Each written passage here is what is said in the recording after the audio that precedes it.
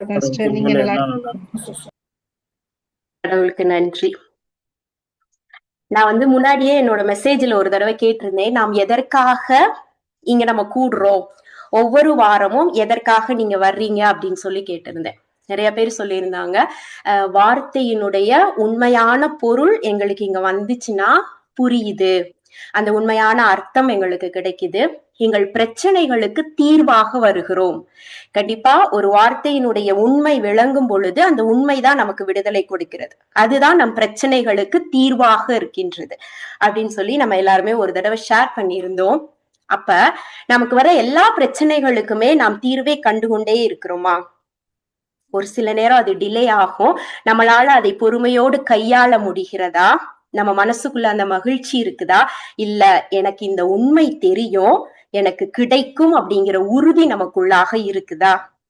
எல்லாருக்கும் இருக்குதா? அது சில நேரம் இமீடியட்டா ஒரு வார்த்தையை நம்ம சொல்லுவோம், இங்க எனக்கு இது மாதிரி உடம்பு சரியில்லை அப்படின்னு சொல்லிட்டு உடனே வியாகுலம் பிரதர் எடுத்து 2 பேதுரு 1:24 எடுத்து வாசிங்கன்னு சொல்லுவாங்க.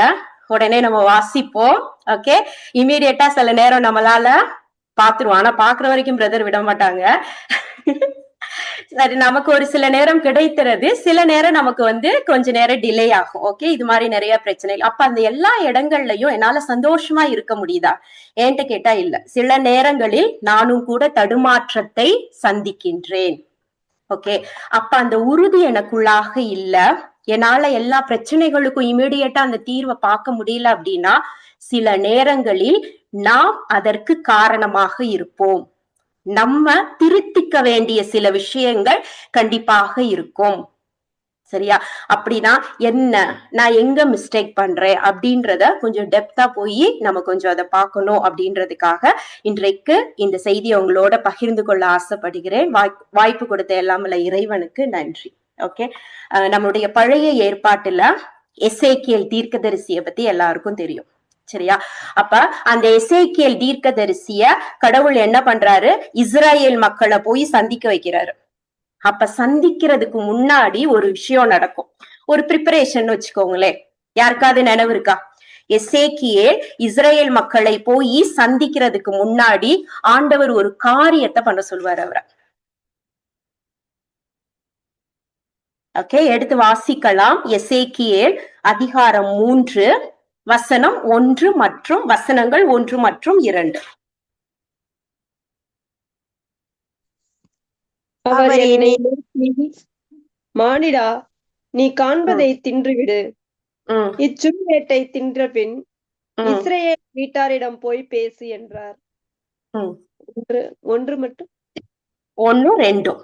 ஓகே, முதல் இதுல என்ன சொல்றாரு, எசேக்கியேல கூப்பிட்டு சொல்றாரு, மானிடா, இங்க நீ ஒண்ணு பாக்குற, இந்த விஷயத்த நீ சாப்பிட்டு, இந்த சாப்பிட்ட பின்னாடி நான் உனக்கு கொடுத்த அந்த வேலையை போய் பாரு. எந்த வேலை அப்படின்னா இஸ்ராயல் வீட்டார்கிட்ட போய் பேசணும். இதுக்கு பின்னாடி போய் பார்த்தோம் அப்படின்னா இஸ்ராயல் மக்களை பத்தி சொல்லியிருப்பாரு, அவர்கள் ஒரு கடின உள்ளத்தினர், அவர்களுக்கு அவங்க கிட்ட போய் பேசுறதுக்கு முன்னாடி எசேக்கியேல ப்ரிப்பேர் பண்றாரு.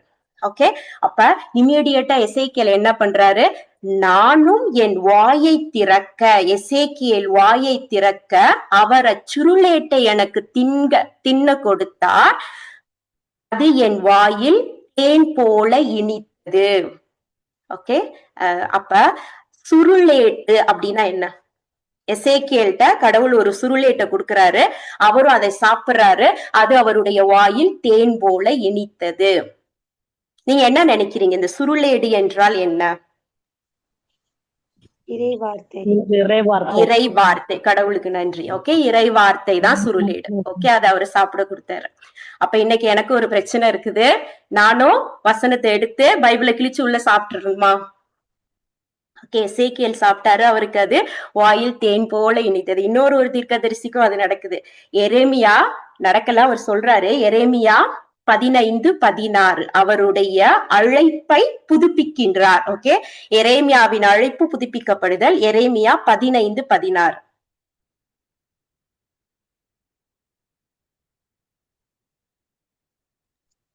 நான் உன் சொற்களை கண்டடைந்தேன், அவற்றை உட்கொண்டேன், உன் சொற்கள் எனக்கு மகிழ்ச்சி தந்தன, என் உள்ளத்திற்கு உவகை அளித்தன, ஏனெனில் படைகளின் போதும். Price the Lord. ஓகே, எரேமியா என்ன சொல்றாரு? உம்முடைய திருவெளிப்பாட்டிலையும் யோவான் இதே இது வருது. ஆமா, அப்ப வந்து இது எரேமியா தீர்க்கதரிசி என்ன சொல்றாரு? உம்முடைய சொற்களை நான் கண்டடைந்தேன், அந்த சொற்களை நான் உட்கொண்டேன், இந்த சொற்களை நான் சாப்பிட்டேன், அது எனக்கு மனதிற்கு மகிழ்வையும் உள்ளத்திற்கு உவகையையும் அளித்தது. ஓகே, ரெண்டு விஷயம், ஒன்னு ஹாப்பினஸ், இன்னொன்னு ஜாய். ஓகே, என் மனதிற்கு மகிழ்வை கொடுத்தது, ஒரு ஹாப்பினஸ் கொடுத்தது, எனக்கு அது மகிழ்வையும் என் உள்ளத்திற்கு உவகையையும் கொடுத்தது. இங்கிலீஷ்ல ரெண்டையும் அழகா வேறுபடுத்தி இருப்பாங்க, ஜாய். ஓகே, ஹாப்பினஸ் அப்படின்னா என்ன அப்படின்னா, ரெண்டுக்கும் மகிழ்ச்சி அப்படின்னா நம்ம தமிழ்ல வார்த்தையை பயன்படுத்துறோம். அப்ப இந்த ஹாப்பினஸ் அப்படின்னா என்ன அப்படின்னா, அது ஒரு டெம்பரவரி. ஓகே, அது ஒரு தற்காலிகமானது. என்னோட சரௌண்டிங் இன்னைக்கு சந்தோஷமா இருக்குது, நான் இந்த இடத்துல இருக்கிறேன், நான் சந்தோஷமா இருக்கிறேன். ஓகே, இந்த என்வாயரன்மெண்ட் மாறும் பொழுது, இந்த சூழ்நிலை மாறும் பொழுது நான் சந்தோஷமாக இருக்கலாம், இல்ல கஷ்டப்படலாம். இதுதான் ஹாப்பினஸ். இந்த ஜாய் அப்படின்னா என்ன அப்படின்னா, உள்ளத்திற்கு உவகை, என்னுடைய உள்ளத்தில் அந்த மகிழ்ச்சி இருக்கிறது. அப்பனா எனக்கு உண்மை தெரிகிறது, இந்த ஜாய் எனக்குள்ளாக இருக்குது. அப்ப எரேமியா என்ன சொல்றாரு? உம்முடைய சொற்களை நான் கண்டடைந்தேன், இந்த சொற்களை நான் உட்கொண்டேன், அது எனக்கு அந்த உள்ளத்திற்கு உவகையை கொடுத்தது. நாமும் இந்த சொற்களை உட்கொண்டிருந்தோம் அப்படின்னா இந்த ஜாய் நமக்குள்ளாக இருக்கும். இந்த ஜாய் அப்படிங்கிறது டெம்பரவரி கிடையாது, அது ஒரு பெர்மனன்ட். ஓகே, இப்ப நமக்கு ஒரு பிரச்சனைகள் வரலாம், இந்த பிரச்சனை சூழ்நிலைகள் நம்மை பயமுறுத்தலாம். ஓகே, ஆனாலும் நம்ம மனசுக்குள்ள ஒரு சந்தோஷம் இருக்கும், கடவுள் எனக்கு விடுதலையை கொடுத்துட்டாரு, அதை நான் பார்க்க போறேன் அப்படின்னு. ஒருவேளை டிலே ஆனா கூட நம்மளால தளராமல் இருக்க முடியும். ஓகே, அப்ப நாம் இந்த சொற்களை உட்கொண்டிருக்கிறோமா? இதுதான் இன்னையுடைய செய்தி. ஓகே, அப்ப உட்கொள்ளுதல் என்றால் என்ன? இதை நாம் செய்திருக்கிறோமா? ஓகே, ஆண்டவருடைய சொற்கள்னா என்ன? இன்னைக்கு ஒரு பிரச்சனைக்கு நம்ம வந்து தீர்வை கேட்கிறோம், தீர்வுங்கிறது பைபிள் மட்டும்தான். ஓகே, கடவுளுடைய வார்த்தைகள் மட்டும்தான். அப்ப இந்த கடவுளுடைய வார்த்தைகள் நமக்கு கொடுக்கப்படுகின்றது, இதை நான் உட்கொள்ளுகிறேனா, முழுமையாக உட்கொள்ளுகிறேனா, இதை உட்கொண்டு இதன் மூலமாக அதனுடைய பலனை நான் பார்க்கிறேனா? ஓகே, இப்ப பிசிக்கலா பார்ப்போம். பிசிக்கலா நம்ம சாப்பிடுறோம், ஒரு உணவை நம்ம உட்கொள்ளுகிறோம். அப்ப இந்த உணவை உயிர் வாழக்கூடிய எல்லா ஜீவன்களுமே சாப்பிட்டுதான் ஆகணும். ஓகே, தாவரங்களோ மரமோ என்ன பண்ணும்? வேர்ல இருந்தும், வேர் வழியாக மண்ணுல இருந்தும் தண்ணியில இருந்தும் அதற்கு தேவையான சத்துக்களை உறிஞ்சி கொள்கின்றன. நம்ம எல்லாம் மனிதர்கள். ஓகே, மனிதர்களுக்கு வந்து நம்ம எதை சாப்பிடணும் அப்படின்றது தெரியும், அதை நாம் சாப்பிடுகிறோம். அதன் மூலமாக நமக்கு வந்து விட்டமின்ஸ், மினரல்ஸ், எல்லா நியூட்ரிஷன்ஸும் கிடைக்குது, எல்லா ஊட்டச்சத்துக்களும் கிடைக்கிறது. நான் பிசிக்கலா சொல்றேன். இது நம் உடலுக்கு ஒரு வலிமையை கொடுக்கிறது, ஒரு இம்யூனிட்டி பவரை கொடுக்குது, ஒரு எதிர்ப்பு திறனை கொடுக்கிறது. அப்ப நமக்கு எதிரான ஒரு நோயோ ஒரு பாக்டீரியாவோ வரும் பொழுது நம்முடைய உடல் இம்யூனா இருக்கிறப்ப இது வந்து நம்மள அஃபெக்ட் பண்ணாது. சரியா? அப்ப நான் ஸ்பிரிச்சுவலா கடவுளுடைய வார்த்தைகளை நான் உட்கொண்டிருந்தேன் அப்படின்னா இந்த உட்கொண்ட உணவு நமக்கு ஒரு மினரல், அதுல இருந்து வரக்கூடிய விட்டமின்ஸும் மினரல்ஸும் நமக்கு ஒரு இம்யூனிட்டியை கொடுத்திருக்கோம். நம்மளால வெளியில இருந்து எதுவும் நம்மள அஃபெக்ட் பண்ணாத அளவுக்கு நம்மை நாம் காத்து கொள்ள முடியும். இந்த இம்யூனிட்டி நமக்குள்ள இருக்குதா? இல்ல அப்படின்னா கரெக்டான ஊட்டச்சத்தை நாம் எடுக்கல. ஓகே, கரெக்டான உணவை நம்ம உட்கொள்ளல, அதனால பிரச்சனைகள் நம்மை தாக்குகின்றன, நாம் நிலை குலைந்து போகின்றோம். ஓகே, நிறைய பேர் பைபிள்ல படிச்சோம் அப்படின்னா நிறைய இடங்கள்ல திருப்பாடல்கள்ல என்ன சொல்லி இருக்கிறாரு? Psalms 34:8, திருப்பாடல்கள் 34:8 வசனம். தாவீது என்ன சொல்றாரு? திருப்பாடல்கள் 34:8, ஆண்டவர் எத்துணை இனியவர் என்று சுவைத்து பாருங்கள், அவரிடம் அடைக்கலம் புகுவோர் பேறு பெற்றோர். Amen. Praise the Lord. Amen. Okay, அப்ப ஆண்டவர் எத்தனை இனியவர் என்று சுவைச்சு பார்க்கணும்னா கடவுளை முதல்ல சாப்பிட்டு பார்க்கணும். அப்பதான் அவர் எத்தனை இனியவர் என்பதை நாம் சுவைக்க முடியும். ஓகே, அப்ப கடவுளுடைய வார்த்தைகள் நமக்குள்ளாக உட்புக முடியும். இன்னும் நம்ம திருப்பாடல் எல்லாருக்கும் ரொம்ப தெரிஞ்ச ஒரு வசனங்கள் தான் 23வது திருப்பாடல், மனப்பாடமா சொல்லுவோம் நம்ம. 23:5, என் எதிரிகளின் கண் முன்னே எனக்கு ஒரு எதை ஏற்பாடு செய்திருக்கிறீர்? விருந்தினை ஏற்பாடு செய்திருக்கிறீர். ஓகே, நம் எதிரிக்கு முன்னாடி கடவுள் நமக்கான விருந்து வச்சிருக்கிறாரு. ஓகே, அவன் உடல் நலத்தில் குறைவை கொண்டு வர்றான் அப்படின்னா இந்த விருந்துல ஒரு டிஷ் இருக்குது. எது? உடல்நல குறைபாடை கொண்டு வருகிற எதிரிக்கு எதிரான ஒரு டிஷ் இந்த பிளேட்ல இருக்குது. அவ்வளவுதான். 1 பேதுரு 2:24. கடவுளுக்கு நன்றி. ஓகே, பினான்சியலா நம்ம அஃபெக்ட் ஆகுறதுக்கு அவன் ரெடியா, பினான்சியலா அஃபெக்ட் பண்ண ரெடியா இருக்கிறான் அப்படின்னா இன்னொரு டிஷ் பிலிப்பியர் 4:19 இருக்குது. அப்ப எந்த எதிரியின் கண்முன் நமக்கு முன்னாக விருந்தினை அவர் ஏற்பாடு செய்திருக்கிறார், அந்த விருந்துல இருக்கக்கூடிய உணவை நாம் கரெக்டா சாப்பிட்டு நம்மளுடைய இம்யூனிட்டியை நம்ம வளர்த்திருக்கிறோமா, நம்மளுடைய எதிர்ப்பு திறனை நாம் வளர்த்திருக்கிறோமா? ஓகே, அப்ப அதை வளர்க்கணும் அப்படின்னா என்ன செய்யணும்? ஓகே, ஆண்டவர் என்ன சொல்றாரு? கிறிஸ்து, நான் உங்களுக்கு எல்லாம் வாழ்ந்து காட்டிட்டேன். ஓகே, என்னைய பார்த்து நீங்க வாழ்ந்துக்கோங்க, அவ்வளவுதான். அவர் பிசிக்கலா இந்த உலகத்திற்கு வந்து நாம என்ன பண்ணணும் அப்படிங்கிறத அவர் செய்துட்டு போயிட்டாரு. ஓகே, அப்ப அவரு உணவுங்கிறத எதை சொல்றாரு அப்படின்னு சொல்லி நம்ம பார்க்கலாம் பைபிள்ல. எல்லாருக்கும் தெரிஞ்ச ஒரு சமாரிய பெண்ணினுடைய கதைதான். ஓகே, மத்தேயு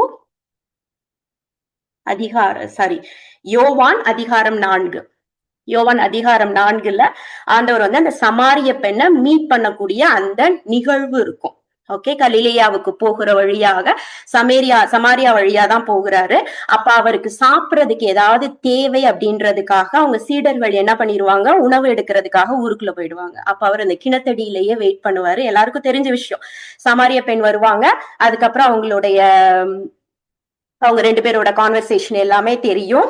மெஸ்ஸியா என்று அறிந்த பின் அந்த பெண் என்ன பண்ணுவாங்க, உள்ளுக்குள்ள போய் எல்லாருக்கும் அறிக்கையிட போயிடுவாங்க. சரியா? இப்ப இந்த சீடர்கள் உணவை எடுத்துட்டு வர்றாங்க. ஓகே, அவங்க போறப்ப இதெல்லாம் நடந்துருது. இப்ப சீடர்கள் உணவை எடுத்துட்டு வர்றாங்க ஜீசஸ் கிட்ட கொடுக்கறதுக்கு. ஓகே, நம்ம எடுத்து வாசிக்கலாம். யோவான் 4வது அதிகாரம் 34வது வசனம். வந்து கேக்குறாங்க, சாப்பிடுங்க அப்படின்றாங்க. ஜீசஸ் என்ன சொல்றாரு அப்படின்றதுதான் யோவான் 4வது அதிகாரம் 34. இயேசு அவர்களிடம், என்னை அனுப்பியவரின் திருவுளத்தை நிறைவேற்றுவதும் அவர் கொடுத்த வேலையை செய்து முடிப்பதுமே என் உணவு. அந்த பிசிக்கலா அவங்க கொண்டு வந்து ஒரு உணவை கொடுக்கும் பொழுது ஜீசஸ் என்ன சொல்லுவாரு, இந்த உணவு எனக்கு வேண்டாம்னு. சீடர்கள் என்ன நினைப்பாங்க, இவருக்கு வேற யாராவது கொண்டு வந்து ஃபுட்டை கொடுத்துருப்பாங்களோ அப்படின்னு நினைப்பாங்க. அவங்களுக்கு பதில் என்ன சொல்றாரு அப்படின்னா, என் தந்தையின் திருவுளத்தை நிறைவேற்றுவதுதான் என்னுடைய உணவு. தந்தை என்ன சொல்லி அனுப்பிச்சாரோ அவருடைய வார்த்தைகளை உட்கொண்டோம் அப்படின்னா அவர் என்ன செய்யறாரு, அவருடைய திருவுளம் என்ன செய்வதற்காக ஜீசஸ் அனுப்பிச்சிருக்கிறாரு, தந்தையினுடைய விருப்பம் என்ன என்பதை அந்த உணவு அவருக்கு கொடுக்கும். அதை நிறைவேற்றுவதுதான் என்னுடைய உணவுன்றார். சரியா? அப்ப நம்முடைய உணவும் எதுவாக இருக்க வேண்டும், நம் தந்தையின் சொற்களை உட்கொள்ளுவது நம்முடைய உணவாக இருக்க வேண்டும். ஓகே, இப்ப இந்த உணவை நம்ம உட்கொள்ளணும் அப்படின்னா முதல்ல இந்த உணவின் மீதான ஒரு ஆர்வம் இருக்கணும், ஒரு பசி இருக்கணும். ஓகே, உணவிற்கான தேடுதல் முதல் ஸ்டெப்புக்கு வரணும். அப்பதான் நம்ம அதை போய் சாப்பிட முடியும். ஓகே, இதுல நம்ம பார்த்தோம் அப்படின்னா மரியா மார்த்தாவுடைய ஸ்டோரி. இயேசு வந்து மரியா மார்த்தா இருக்கக்கூடிய வீட்டுக்கு போவாரு. போன உடனே மரியா என்ன பண்ணுவாங்க, அவருடைய பாதத்துல அமர்ந்து இருப்பாங்க. லூக்கா 10வது அதிகாரத்துல இருக்குது. அவருடைய பாதத்துல அமர்ந்து அவங்க சொல்றத கேட்டுட்டு இருப்பாங்க, ஜீசஸ் சொல்றத. அவங்களுடைய சகோதரி மார்த்தா என்ன பண்ணிடுவாங்க, ஜீசஸ்கான ஃபுட்டை ரெடி பண்றதுக்காக கிச்சனுக்குள்ள போயாச்சு. ஓகே, அவங்களுக்கு வந்து ஹாஸ்பிட்டாலிட்டி, நம்ம ஜீசஸ் வீட்டுக்கு வந்திருக்கிறாரு, அவரை கூப்பிட்டு அவருக்கு நம்ம சாப்பாடு கொடுக்கணும் அப்படின்றத வந்து நம்ம என்ன பண்ணுவாங்க அப்படின்னா அவங்க உள்ள போய் வேலை பார்க்க ஆரம்பிச்சிட்டாங்க. ஆனா அவங்களால அங்க வேலை பார்க்க முடியல. ஒரு ஆங்கர் வருது, எப்படி நான் இவ்ளோ வேலை பார்த்துக்கிட்டு இருக்கிறேன், அவ அங்க உட்கார்ந்துட்டு இருக்கிறாளே அப்படின்னு சொல்லிட்டு அவங்க போய் ஜீசஸ் என்ன கேக்குறாங்க, ஏப்பா நீங்க சொல்லக்கூடாதா, எனக்கு வந்து கொஞ்சம் ஹெல்ப் பண்ண சொல்லி சொல்லக்கூடாதான்னு கேக்குறாங்க. ஓகே, அவங்களுக்குள்ளாக ஒரு கோபம் வருது, ஒரு இயலாமை வருது. அவங்கள ஒரு பிளேம் பண்றாங்க, தங்கச்சியவே வந்து, ஏன் இவங்க எனக்கு ஹெல்ப் பண்ணாம இங்க உட்கார்ந்துட்டு இருக்கிறாங்க அப்படின்னு. ஓகே, அப்ப ஏசு என்ன சொல்றாரு? மரியா நல்ல பங்கை தேர்ந்தெடுத்து விட்டாள் அப்படின்றாங்க. ஓகே, மரியா பண்றதுதான் கரெக்டா அப்படின்றத ஜீசஸ் அழகா சொல்றாரு. ஓகே, அப்ப நமக்கு கரெக்டான உணவு நமக்குள்ளாக போகும் பொழுது ஓகே, நம்மளால இந்த எந்த விதமான ஒரு கோபமோ ஒரு கவலையோ ஒரு அடுத்தவங்களை பத்தி குறை சொல்லுகிற விஷயங்களோ நம்மிடமிருந்து வெளிப்படாது. ஆனா நம்ம அதை விட்டுட்டு எப்ப மார்த்தாவை போல உலக காரியங்கள்ல நம்ம ஈடுபட்டு அதற்கு நம்ம முக்கியத்துவம் கொடுக்கும் பொழுது நமக்குள்ளாக இந்த ஆற்றாமைகள் எல்லாமே வெளிப்படுகின்றது. ஓகே, அப்ப இதுக்கு முன்னாடி மாதிரி அந்த 9வது அதிகாரத்துலதான் ஆண்டவர் 5000 பேருக்கு அங்க உணவு கொடுத்திருப்பாரு, லூக்கா 9வது அதிகாரத்துல. ஓகே, அது தெரிஞ்ச மார்த்தாவுக்கு இருக்கிற 2 பேருக்கு சாப்பாடு கொடுக்க மாட்டாரா ஜீசஸ் அப்படின்றது புரியல. அவங்க வேறு உலகபூர்வமான காரியங்கள்ல தன்னுடைய மனதை செலுத்துகிறார்கள். ஓகே, அப்ப நமக்கு உண்மையான ஆர்வம் எதன் மீது இருக்க வேண்டும் அப்படிங்கிறது ரொம்ப முக்கியம். சரியா? அப்ப இறைவனுடைய வார்த்தைகளை தேடி அதை கற்பதிலும் அதை உட்கொள்ளுவதிலும் நம்முடைய ஆர்வம் முழுமையாக இருக்க வேண்டும். அப்ப 2 வகையான பசிகள், உலகபூர்வமான ஒரு பசி, ஆன்மீக பசி. ஓகே, உலகபூர்வமான பசிய சாப்பிட்டாலும் ஆண்டவர் என்ன சொல்றாரு? மனிதன் வாழ்வது அப்பத்தினால மட்டும் கிடையாது, என் வாயிலிருந்து வரக்கூடிய ஒவ்வொரு சொற்களினாலும் வாழ்வான். அப்ப நமக்கு உண்மையான பசி அப்படிங்கிறது இந்த ஆன்மீக பசி. ஓகே, அப்ப இந்த ஆன்மீக பசி இருக்கும் பொழுதுதான் நம்மளால் அவருடைய வார்த்தையை உணவாக உட்கொள்ள முடியும். அப்ப ஃபர்ஸ்ட் நமக்கு என்ன இருக்கணும்? இந்த பசி இருக்கணும். ஓகே, இந்த பசியை பத்தி விவிலியம் ஒண்ணு சொல்லுகிறது, எதன் மீது நாம் பசித்திருக்க வேண்டும் அப்படின்னு. யாருக்காவது நினைவு இருக்கா?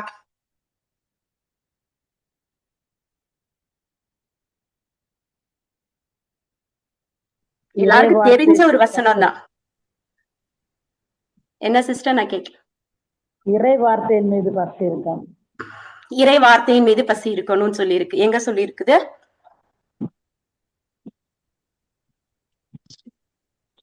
ஓப்பனாவே வந்திருக்கும், இதன் மீது நீங்கள் பசிதாகம் கொண்டிருக்க வேண்டும், கொண்டிருப்பவர்கள் பேறு பெற்றோர்னு இருக்கும். நீதி, price the Lord. Okay, மலைப்பொழிவு, beatitudes. அதுல ரொம்ப அழகா 5:6 மத்தேயு 5:6 என்ன சொல்லியிருக்கு அப்படின்னா, நீதியின் பால். புதிய மொழிபெயர்ப்புல வேட்கை கொண்டோர்னு இருக்குது, ஆனா இங்கிலீஷ்ல அது ஹங்கர் அண்ட் தர்ஸ்ட் தான் இருக்கும். ஓகே, பழைய மொழிபெயர்ப்புல பார்த்தோம் அப்படின்னா, நீதியின் பால் பசிதாகம் உள்ளோர் பேறு பெற்றோர், அவங்களுக்குதான் அந்த நிறைவு கிடைக்கும். ஓகே, இதுல வேட்கை கொண்டோன்னு இருக்குது, நீதியை நிலைநாட்டும். ஓகே, பழைய மொழிபெயர்ப்பு தான் ஏறக்குறைய இங்கிலீஷோட டிரான்ஸ்லேஷன் கரெக்ட்னு நினைக்கிறேன். நீதியின் பால் பசிதாகம் உள்ளோம். ஓகே, இப்போ ஒரு கேள்வி, வாட் இஸ் நீதி? ரைட்டிஜியஸ்னஸ், நீதி என்றால் என்ன?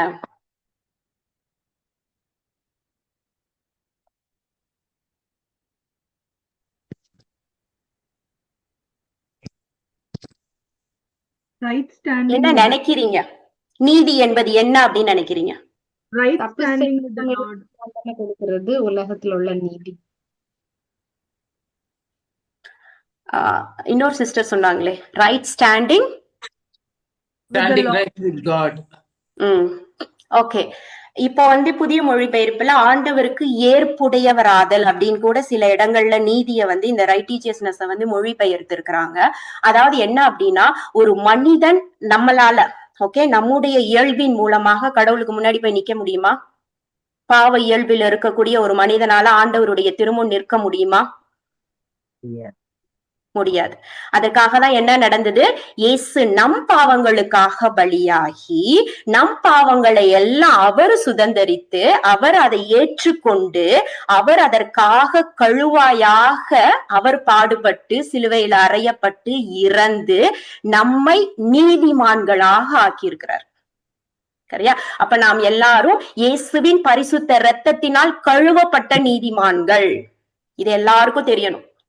ஓகே, நம்ம எல்லாரும் இப்ப நமக்கு எதிரோன் நம்மளை குற்றப்படுத்துறான், நீ இந்த பாவம் செய்திருக்கிற அப்படின்னா நம்மளால சொல்ல முடியணும், நான் இயேசுவின் பரிசுத்த இரத்தத்தினால் கழுவப்பட்ட நீதிமான்.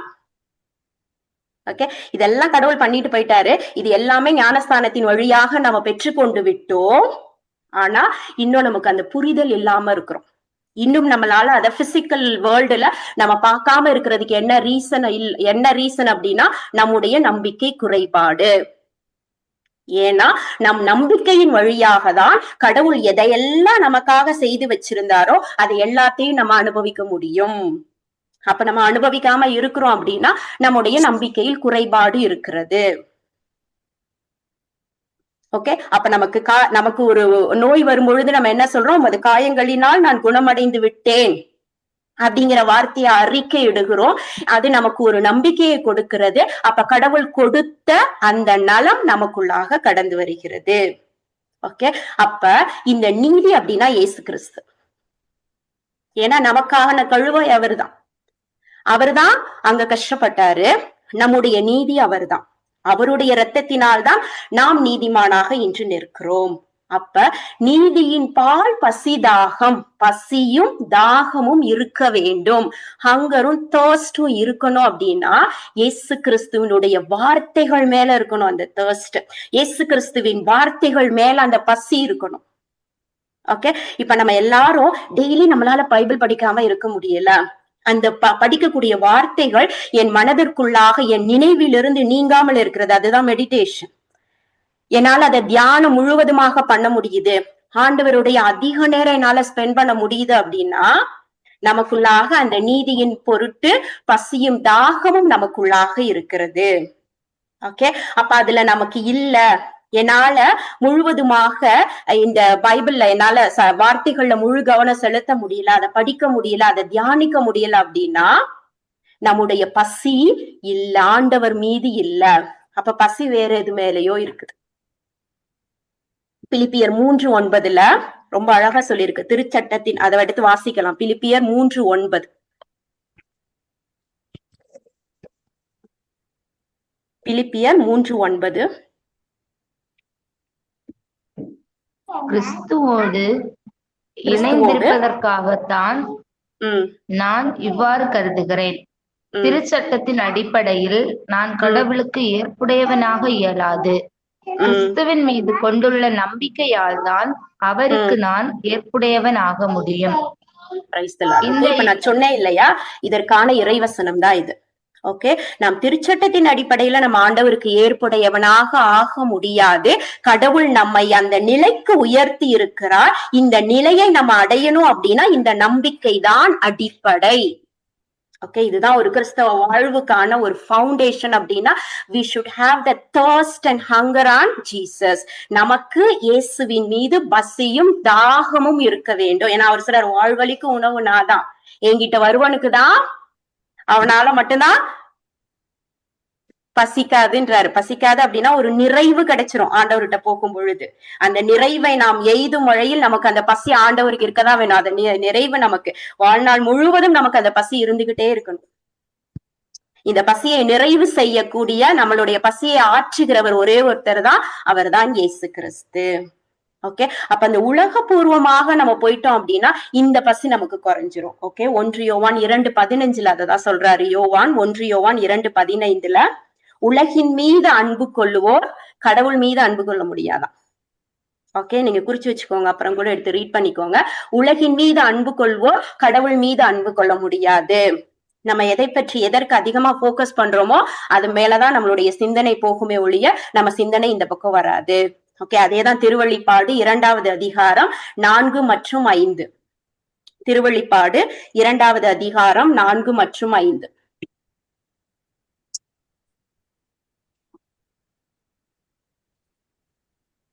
எடுத்தவங்க வாசிங்க. திருவெளிப்பாடு 2வது அதிகாரம் 4 மற்றும் 5. ஆனால் உன்னிடம் நான் குறை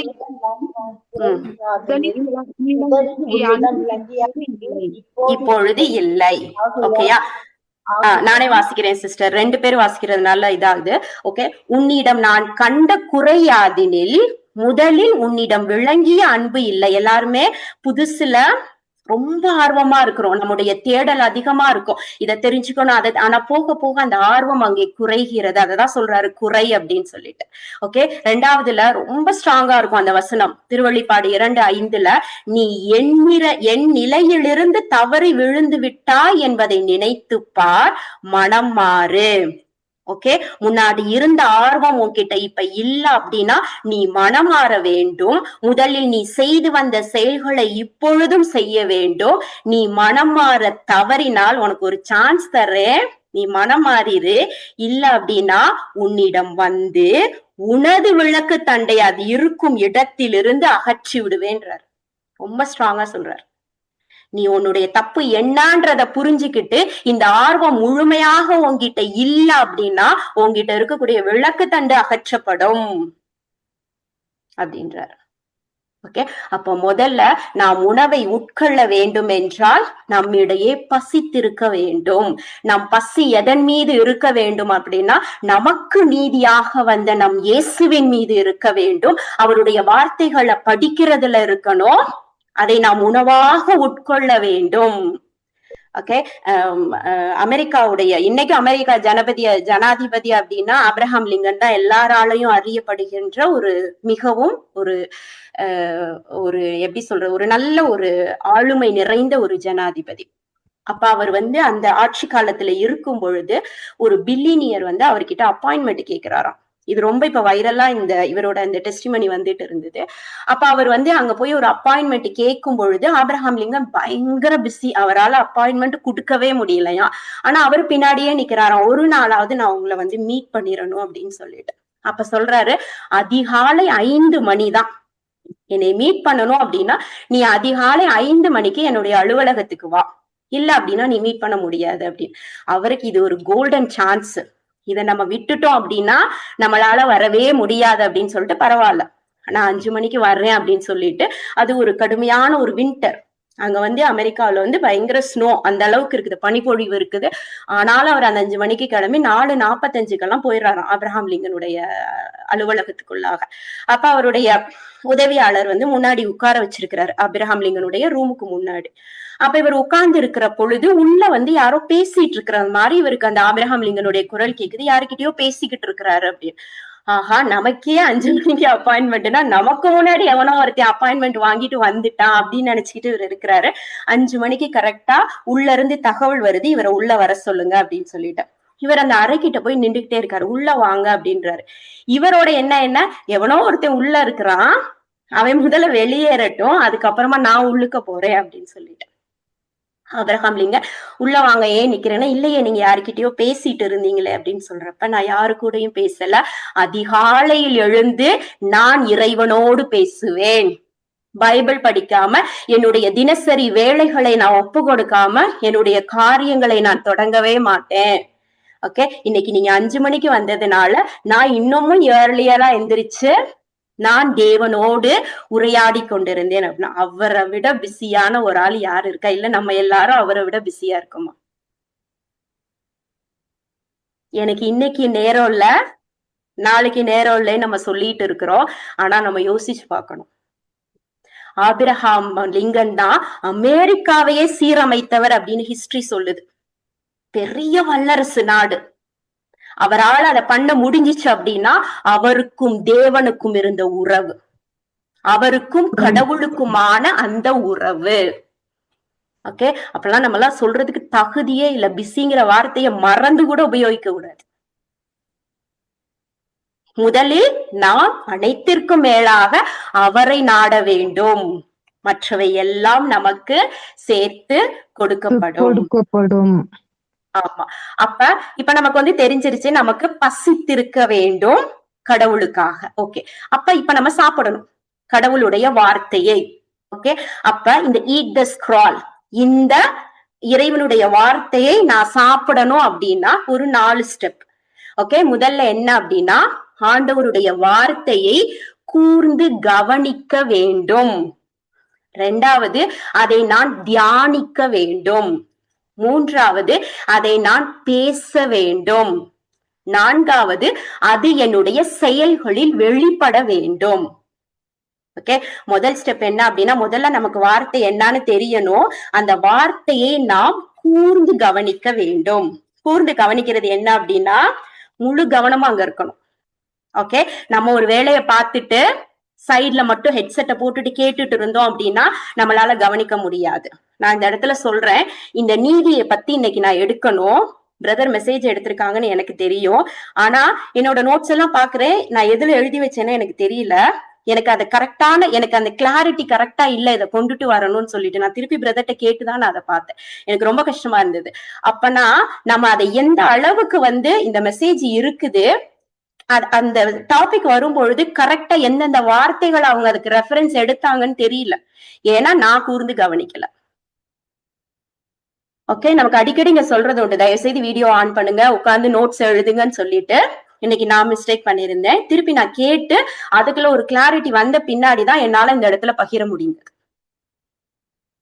ஓகே, நானும் நிறைய நோட்ஸ் எழுதுனது எல்லாம் பத்திரமா வச்சிருக்கேன். நானும் தேடி பாக்குறேன், என்னால கண்டுபிடிக்க தெரியல.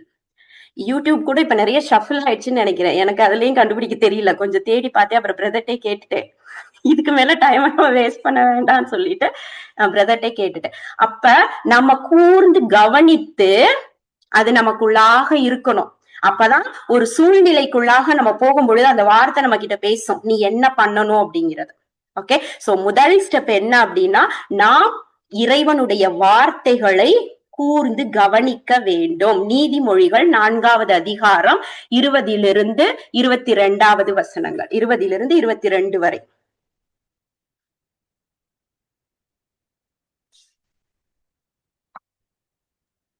பிள்ளாய், என் வார்த்தைகளுக்கு செவி கொடு, நான் சொல்வதை கவனி. உன் கவனத்தினின்று அவை விலகாதிருக்கட்டும். உன் உள்ளத்தில் அவற்றை பதித்து வை. அவற்றை தேடி பெறுவோருக்கு அவை உயிரளிக்கும். அவர்களுக்கு உடல் நலமும் தரும். விழிப்பாய் இருந்து உன் இதயத்தை காவல் செய். ஏனெனில் அதனின்று பிறப்பவை உன் வாழ்க்கையின் போக்கை உறுதி செய்யும். நாணயமற்ற போதும் பிரதர், போதும் sister. Price the Lord. Okay, ரொம்ப ஸ்டெப் பை ஸ்டெப்பா சொல்லி இருக்கு. அதுல ரொம்ப அழகா நீ முதல்ல அந்த வார்த்தையை கவனி, அதை உன்னுடைய இருதயத்துல இருத்து, இது உன்னுடைய கவனத்துல இருந்து விலகாம இருக்கட்டும். அப்பதான் அது உன் இதயத்துல போய் பதியும். இதயத்துல பதிஞ்சாதான் நம்முடைய வாழ்க்கையின் போக்கை நிர்ணயிக்கக்கூடிய நல்ல சொற்களாக வெளிவரும். உள்ளத்தின் நிறைவையே வாய் பேசும். ஓகே, அப்ப இந்த வார்த்தைகள் நமக்கு கூர்ந்து கவனிக்கும் பொழுது இந்த வார்த்தைகள் நம் இதயத்தில் பதிக்கப்படும். 4 வகையான நிலங்களை பத்தி நம்ம பார்த்திருக்கோம். ஓகே, முதல் வகையான நிலம் என்ன அப்படின்னா, வழியோரம், அதுல விதைய போடுறோம், பறவை கொத்திட்டு போயிருது. ஓகே, அதுக்கு என்ன விளக்கம் ஜீசஸே கொடுத்திருப்பாரு. நம் உன்னுடைய இருதயத்தில் விதை வருது, விதையான இறைவார்த்தை வருது, அதனுடைய பொருள் தெரியாதப்ப சாத்தா திருடிட்டு போயிடுறான். அப்ப நம்ம கேட்கக்கூடிய வார்த்தையினுடைய உண்மையான பொருள் நமக்குள்ளாக தெரியணும். ஓகே, அப்பதான் அதை நம்முடைய இருதயத்தில் பதித்து வைக்க முடியும். இல்லைன்னா சாத்தா திருடிட்டு போயிடுவான். ஓகே, எசேக்கியேல் 3:10 நீங்க திருப்பி வாசித்து பாத்தீங்கன்னா தெரியும். அதுல சொல்லுவார், என்னுடைய சொற்களை கவனத்துடன் கேள். ஓகே, பைபிள்ல இருக்கக்கூடிய ஒவ்வொரு வார்த்தைகளுக்கும் ஒரு மீனிங் இருக்குது. ஓகே, அப்ப நம்முடைய ஃபுல் அட்டென்ஷனையும் நம்முடைய முழு கவனத்தையும் நாம் எதில் பதிக்க வேண்டும் அப்படின்னா, அந்த இறைவனுடைய வார்த்தையை கேட்பதில் பதிக்க வேண்டும். ஓகே, 2வது ஸ்டெப் மெடிடேஷன். மெடிடேஷன்னா என்ன அப்படின்னா, அது தியானம். தியானம்னா என்ன அப்படின்னா, நம்முடைய நினைவை விட்டு அது நீங்காமல் இருக்கணும். ஓகே, நம் நினைவினை விட்டு அது நீங்காம இருக்கணும். ஃபுல்லா நம்ம காலையில இருந்து நைட்டு வரைக்கும் நம்ம சிந்திக்க கூடியவை அதாகவே இருக்கணும். அது உள்ளுக்குள்ள இருந்துகிட்டே இருக்கணும். அது இருந்துகிட்டு இருக்கிறப்பதான் அதனுடைய உண்மையான பொருள் என்ன அப்படின்றது நமக்கு தெரியும். ஓகே, அப்ப இங்க என்ன நடக்கும் அப்படின்னா, நான் ஒரு ப்ராப்ளத்தை என்னுடைய பிசிக்கல் ஐஸ், என்னுடைய கண்களின் மூலமாக நான் பார்க்க மாட்டேன், என்னுடைய ஆன்மீக கண்களின் மூலமாக பார்ப்பேன். அப்ப ஆன்மீக கண்களின் மூலமாக பார்க்கிறதுனா என்ன அப்படின்னா, கடவுள் நமக்கு கொடுத்த விடுதலை. ஓகே, அப்ப நம்ம சூழ்நிலைகள் நம்ம கண்ணுக்கு முன்னாடி தெரியாது. ஓகே, கடவுள் இந்த சூழ்நிலைக்கு என்ன சொல்யூஷன் கொடுத்தாரோ அதை நம்மளால பார்க்க முடியும். அது ரொம்ப முக்கியம். ஓகே, அதுதான் நம்ம இமேஜினேஷன் சொல்றோம். ஓகே, நம்ம மெடிடேட் பண்ணும் பொழுதுதான் நமக்குள்ளாக இதை இமேஜின் பண்ண முடியும். அப்ப நமக்கு உண்மை விளங்கும். அப்பனா நான் நோய்வாய்ப்பட்டவன் கிடையாது, ஆண்டவர் எனக்கு நலத்தை கொடுத்திருக்கிறார். அந்த நலத்தை என்னால் என்னுடைய ஆன்மீக கண்களின் மூலமாக பார்க்க முடியும். இது எப்பனா, இந்த வார்த்தை நமக்குள்ளாக இருக்கும். யாராவது ஒருத்தவங்க பேசிட்டாங்க அப்படின்னா அந்த வார்த்தை நம்மளை கொன்றும் இல்லையா, அவங்க எப்படி நம்மள பேசுறாங்க அப்படின்னு. ஏன்னா நம்ம அந்த வார்த்தையை தியானிக்கிறோம்.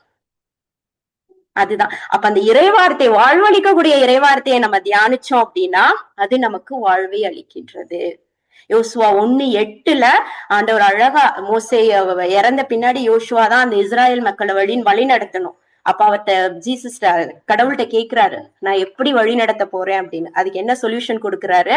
யோசுவா 1:8 இந்த திருச்சட்ட நூலை உன் முன்னின்று அகற்றாதே, இரவும் பகலும் அதை தியானித்து இதில் எழுதியுள்ளவற்றை கடைபிடிப்பதில் கருத்தா இரு, அப்பொழுதுதான் நீ செல்லும் இடமெல்லாம் நலம் காண்பாய், வெற்றி பெறுவாய்.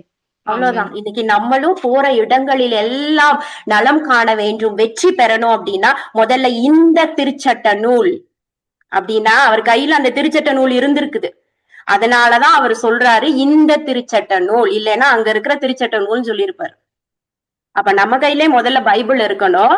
அப்ப நமக்கும் இந்த திருச்சட்ட நூல்ல இருக்கிறது எல்லாத்தையும் முதல்ல உன் கண்ணு முன்னாடி இருந்து அகற்றாத, அதை அள்ளும் பகலும் நீ தியானி அப்படின்னு. ஓகே, அப்ப நம்ம கையில முதல்ல அந்த திருச்சட்ட நூல் இருக்கணும். அதுல இருக்கக்கூடிய வார்த்தைகளை நாம் கவனமாக கவனிச்சிருக்க வேண்டும். அது நம் நினைவிலிருந்து நீங்காமல் இருக்க வேண்டும். அப்பொழுதுதான் நமக்கு அந்த உண்மை என்ன என்பது புரியும். உண்மை மட்டுமே நமக்கு விடுதலையை கொடுக்கும். இன்னும் திருப்பாடல்கள் 1 சொல்லியிருப்பாரு, நீங்கெல்லாம் நீரோடையோரம் இடப்பட்ட மரம் போல எழுப்பீங்க. அதுக்கு என்ன பண்ணணும்? 1வது அதிகாரம் திருப்பாடல்கள் 2வது வசனம். ஆனால் அவர் ஆண்டவரின் திருச்சட்டத்தில் மகிழ்ச்சியுறுபவர், அவரது சட்டத்தை பற்றி இரவும் பகலும் சிந்திப்பவர். அவர்தான் எப்படி இருப்பாரு?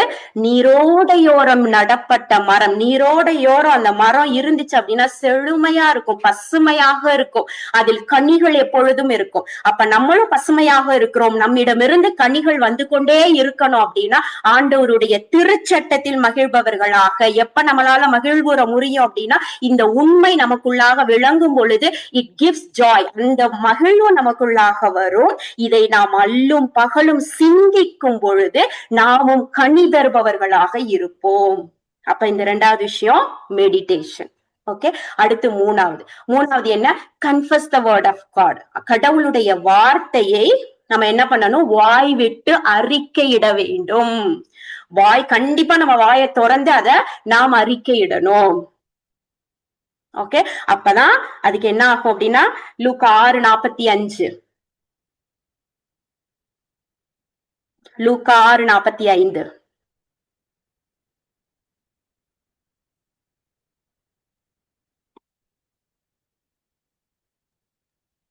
நல்லவர் தம் உள்ளமாகிய நல்ல கருவூலத்திலிருந்து நல்லவற்றை எடுத்துக் கொடுப்பர், தீயவரோ தீயதின் என்று தீயவற்றை எடுத்துக் கொடுப்பர். உள்ளத்தின் நிறைவையே வாய் பேசும். ஆமென். ஓகே, அங்க நம்மளுடைய கருவூலம் அப்படிங்கிறது நம்முடைய இருதயம். இந்த இருதயத்துக்குள்ள நம்ம என்ன ஸ்டோர் பண்ணி வச்சிருக்கிறோமோ, ஓகே, இப்ப நம்ம இறை வார்த்தையை உட்கொண்டிருந்தோம் அப்படின்னா உள்ளுக்குள்ள இறை வார்த்தை தான் இருக்கும். ஓகே, அப்ப நல்ல கருவூலமாக அது இருக்கும், நல்லவை நம் வாயிலிருந்து வெளிப்படும். இது ஒரு தீமையான கருவூலம். நம்ம இறைவார்த்தையை விட்டு மத்தது எல்லாத்தையும் நம்ம உட்கொண்டுட்டு வந்தோம் அப்படின்னா ஒரு தீமையான கருவூலமாக தான் அது இருக்கும். அது தீமையை நம் வாயிலிருந்து வெளிவரும். அப்ப எது பேசினாலும் நடக்கும். உங்களுக்கு நல்லது நடக்கணும் அப்படின்னா அது நல்ல கருவூலமாக இருக்க வேண்டும், வெளிவருகின்ற வார்த்தைகள் நல்லவையாக இருக்க வேண்டும். தீய கருவூலமாக இருந்துச்சு அப்படின்னா வேற விஷயங்கள் உள்ள இருக்குன்னு அர்த்தம். அப்ப எதை நம்ம எடுக்கணும், எதை உட்கொள்ள வேண்டும் அப்படின்றது நம்ம கையில தான் இருக்குது. ஓகேயா, சாய்ஸ் நம்ம கையில தான் இருக்குது. அப்ப முதல்ல நம்ம ஸ்டார்ட் பண்ணும் பொழுது ஏதோ சொல்றாங்கன்றதுக்காக நம்ம அதை அறிக்கையிட ஆரம்பிச்சிருப்போம் ஒரு வார்த்தையை. ஓகேயா, ஆனா அதை அறிக்கையிட நமக்குள்ளாக அந்த ஃபெய்த் கண்டிப்பா ரொம்ப ஸ்ட்ராங்கா நமக்குள்ள ஆகும். நம்ம அதோடைய கனியை நாம் பார்க்கும் பொழுது நம்முடைய நம்பிக்கையுடைய லெவல், உண்மையில எல்லாருமே ஒரு அற்புதத்தை பார்த்திருப்போம். இங்க இருக்கிறவங்க யாருமே நான் வார்த்தையை அறிக்கையிட்டு அதனுடைய பலனை பார்க்கவே இல்லைன்னு சொல்லவே முடியாது. ஓகே, வார்த்தையை அறிக்கையிடுவது. அடுத்தது என்ன? நம்ம எதை அறிக்கையிட்டோமோ நம்பிக்கையோட அறிக்கையிடுறோம், இந்த நம்பிக்கை நம் செயல்கள் மூலமாக வெளிப்பட வேண்டும். பைபிள் அழகா சொல்லியிருக்கு, செயல் இல்லாத விசுவாசம் செத்த விசுவாசம், அதுக்கு உயிரே இல்ல.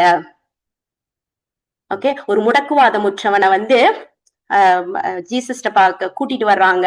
பயங்கர கிரவுடு, உள்ள கொண்டுட்டு போக முடியல. என்ன பண்றாங்க, மேல இருக்கக்கூடிய கூரைய பிச்சு அது வழியா இறக்குவாங்க. அப்ப அதுல ஒரு வார்த்தை வரும், என்ன, இயேசு அவர்களுடைய நம்பிக்கையை கண்டு.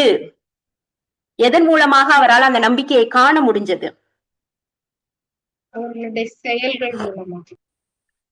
அந்த செயல், ஜீசஸ்ட போனா இந்த முடக்குவாதமுற்றவனுக்கு விடுதலை கிடைக்கும், அதனால கூரையை பிரிச்சுட்டு உள்ள இறக்குறாங்க.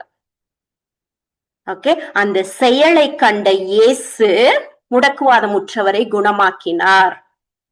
ஓகே, நம்முடைய நம்பிக்கையும் நம்முடைய செயல்களில் வெளிப்பட வேண்டும். சீடர்கள்ட்ட அதிகமா இயேசு என்ன சொன்னாரு, ஏன் இவ்ளோ நம்பிக்கை குன்றியவர்களாக இருக்கிறீங்க? ஏன்னா அவங்க செயல்படாமல் இருந்தாங்க, கூடயே இருந்தாங்க, ஜீசஸ் பண்ணதெல்லாம் பார்த்தாங்க. சில இடங்களில் அவர்களால செயல்பட முடியல. அப்பதான் ஆண்டவர் சொல்றாரு, நம்பிக்கை குன்றியவர்களே அப்படின்னு. ஓகே, நம்முடைய நம்பிக்கையும் நம்முடைய செயல்களில் வெளிப்பட வேண்டும். அப்ப நம்மளுடைய செயல்கள்ல வெளிப்படணும் அப்படின்னா இந்த வார்த்தை நமக்கு கரெக்டா தெரிஞ்சிருக்கணும். இந்த வார்த்தையினுடைய உண்மை என்னன்றதை தெரிஞ்சிருக்கணும். இந்த வார்த்தை நமக்குள்ளாக இருக்கும் பொழுது அது நம்முடைய நம்பிக்கையை அதிகப்படுத்துகிறது, ஒரு நல்ல நம்மள ஸ்ட்ராங் ஆக்குது. அப்ப நம்மளால கடவுள் நமக்கு எதை கொடுத்துட்டு போயிருக்கிறாருன்றத பார்க்க முடியுது, அதை நம்மளால அறிக்கையிட முடிகிறது. அப்ப நம்முடைய செயல்களும் அதை போலவே இருக்கும். ஓகே, வார்த்தையை அறிக்கையிட்டுட்டு ஐயோ அது நடக்குமா நடக்காதான்ற சந்தேகத்துக்குள்ளாக இருக்க மாட்டோம். ஓகே, நம்பிக்கையில் பயணிப்பவர்களாக இருப்போம். ஓகே, அப்ப 2 வகையான பசிகள் இருக்குது. நமக்கு தேவையான ஒரு பசிங்கிறது என்ன, இந்த ஆன்மீக பசி. இந்த ஆன்மீக பசி இருக்கும் பொழுது நம்மால் ஆண்டவருடைய வார்த்தைகளை உட்கொள்ள வேண்டும். இந்த வார்த்தைகள் நமக்கு எல்லா நியூட்ரிஷன்ஸையும் கொடுக்குது, எல்லா ஊட்டச்சத்துக்களையும் கொடுக்கிறது. நமக்கு ஒரு எதிர்ப்பு திறன் வருகிறது. நம்மால் நமக்கு வரக்கூடிய பிரச்சனைகளை எதிர்கொள்ள முடியும். நல்ல ஹை இம்யூனிட்டி இருக்கிறவங்களுக்கு நோய் தாக்காது. ஓகே, சயின்ஸை சொல்றேன் நான். ஓகே, நம்மளோட இம்யூனிட்டி பவர் எங்க இருக்கணும் அப்படின்றத நம்ம தான் டிசைட் பண்ணணும். Price the Lord.